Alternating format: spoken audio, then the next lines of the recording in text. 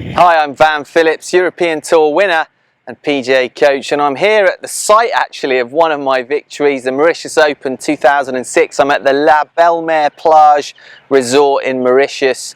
Actually had 29 strokes on the back nine on the final day, 7 under, 7 birdies in 9 holes to win by 1 shot from Phil Price, Ryder Cup star. Really was an exciting finish, so great memories for me here. Hopefully I'm going to be able to create some great memories for you if you listen to this lesson. So before I get stuck in, I want you to head over to my website after this, please. There's an absolute wealth of information and resources on there. 35 years of my experience and research there, and it's really there to help you. That's why I created it. I want people to get better. I want them to listen to real practical advice from somebody that's had to play when they're very nervous. Trust me, I get very nervous when I'm under pressure, and I've got real processes in there, secrets that the tour pros learn and work on with their sports psychologists. It's all on that site to help you overcome your nerves and to put a score on the card when it matters most for you.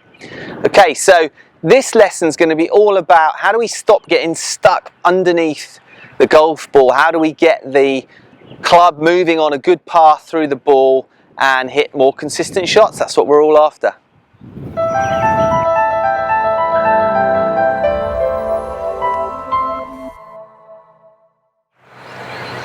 Okay, so getting stuck underneath, what do I mean by that? Well, it's a less common fault in amateurs. Normally it's the opposite, but still there are a lot of people that do have this problem. So when we've made the backswing, getting stuck generally means that the hips move a little bit out of sequence too early in transition. We do want the hips to move first in transition, but it's how they move really. So when we get stuck, the hips tend to move a little bit forward towards the golf ball. I'm not a great believer in exact positions, but if we have an excessive movement in towards the ball, even though we can have that movement and still be a great player, if it's excessive, which we see with people that get stuck behind it, when that pelvis moves massively towards the ball, the arms get a bit stuck behind us and the shaft of the club actually falls too far behind. And as we're coming down into the pre-impact position, the shaft of the club will be pointing way out to the right of target. I've put this club on the ground here to represent the ball to target line, and you'll see from the down the line view that when I get into this stuck position, how my club's pointing way out to the right of that. Now that causes either a block, so if we leave the club face square, we're going to block it way to the right. But what very often happens is when the hips move this way, they stop turning, and that causes the hands to get very active, and we can also hit lots of big hooks. So none of them are great results, pushes and hook shots. So we've got to really start training the body to do a more effective movement, to counteract these movements. Most of the time in golf, when we're doing something wrong, we need to exaggerate another fault to correct it. Okay, so how are we going to do that? Well, the first thing we need to appreciate is if the club is moving way too much out to the right, we're going to deal with that issue first, and we need to quite simply get the club feeling like it moves a lot more to the left. So I've got a club down on the ground here that's pointing pretty much at my target, and all I'm going to do is swivel it about 30 degrees to the left.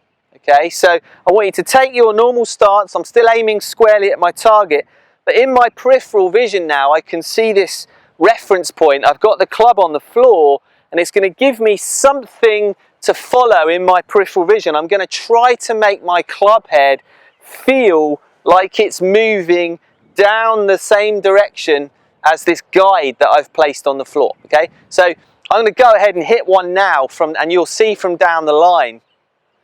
I'm going to slow the swing down for you, and you're going to see my club tracking a lot more to the left than it would do normally. I'm going to exaggerate this one, but this is stage one in stopping you guys from getting stuck underneath. This is the first drill that you need to do to start making these changes. So here we go.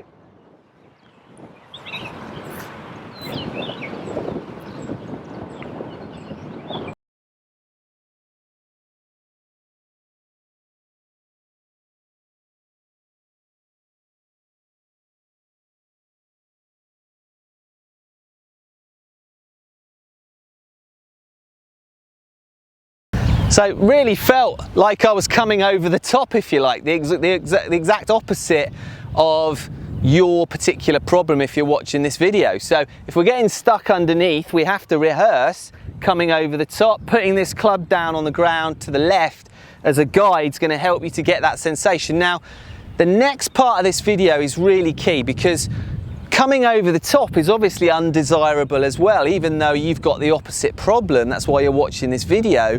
But there's a correct way to feel that we come over the top. And the key is the movement of the rear arm. I talk about the rear arm a lot in a lot of my videos because it's such a critical move in transition, and it can be, for all intents and purposes, a cure for a multitude of ills. That's why you will see this theme recurring in a number of my videos about how to use the rear arm properly. So it really is it's a key ingredient in a great golf swing. So we've got this feeling of swinging to the left, we're feeling like we're coming over the top, but as we're doing that, it's absolutely key that we move this rear elbow in the right way.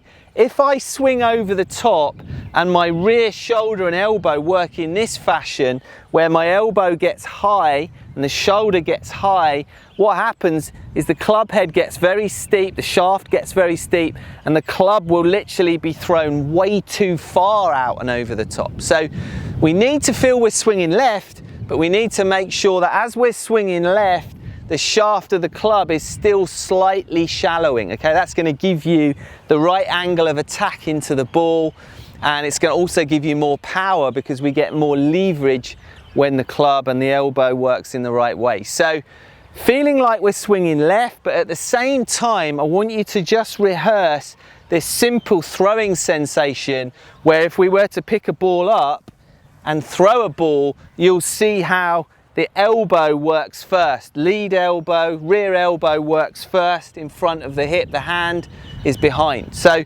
rehearse that feeling a few times with a ball in your hand, then pick up the club, still try to swing to the left, but with a very much exaggerated feeling of what this rear elbow is doing. You can see I'm driving it forward like a little flailing action there. Rehearse, do what I'm doing here.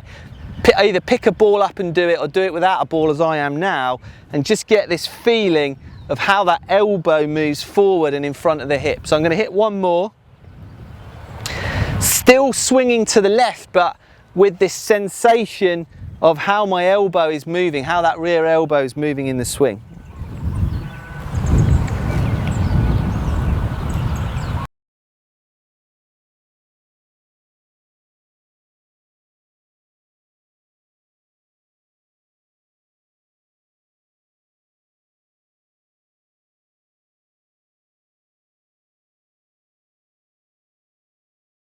So still swinging to the left there, but that ball actually went a lot straighter.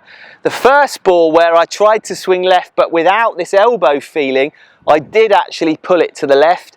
This shot, even though I felt like I was swinging left, because I worked my rear elbow properly, it actually caused my club to slightly shallow, and I got a great path and delivery into the golf ball there. So two key phases in helping you get unstuck. We want you to be out of this stuck position, but we need to do it in the right way. There's no point just swinging left and then creating an over the top fault. So I don't want you to go from being stuck underneath to over the top. We've got to get it right. So yes, we need to swing left. That's the feeling. We need to feel the club swinging way left of target initially to cure your problem, but please make sure you get this rear elbow working in the right way, pointing at the golf ball like a throwing movement.